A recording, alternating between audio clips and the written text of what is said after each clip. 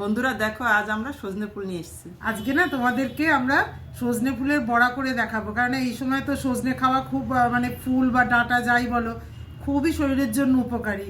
কাজে আর সজনে গাছের সবই খাওয়া যায়, কাজে ফুলের বড়া করে তোমাদের দেখাবো। আজকে সজনে ফুলগুলো প্রথমে নিয়ে নিলাম, উপর থেকে এই 4 চামচ বেসন দিয়ে দিলাম, শুনে অর্ধেক চালের গুঁড়ো মানে 2 চামচ চালের গুঁড়ো দিয়ে দিলাম, একটু হলুদ দিয়ে দিলাম হাফ চামচ, ছোট 1 চামচ লঙ্কার গুঁড়ো দিয়ে দিলাম, স্বাদ অনুযায়ী কাঁচা লঙ্কা কুচি দিয়ে দিলাম, স্বাদ অনুযায়ী একটু নুন দিয়ে দিলাম, 1 চামচ তিল দিয়ে দিলাম সাদা, ছোট 1 চামচ কালো জিরে দিয়ে দিলাম, চিনি দিয়ে দিলাম। এবার এটা মাখবো, জল ছাড়াই প্রথমে মাখবো, লাগলে সামান্য সামান্য জল দেবো, স্লাইট একটু জল লাগবে দিয়ে দিচ্ছি।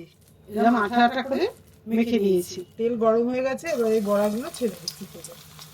আমাদের ভাজা হয়ে গেছে, এরকম লাল লাল করে ভেজে এবার তুলে চিপড়া এই যে রেডি বড়া, একটু খেয়ে দেখো তো কেমন হলো। দেখতে তো খুব সুন্দর হয়েছে। খাও একটা। হ্যাঁ, তুমি একটা খাও। হ্যাঁ হ্যাঁ,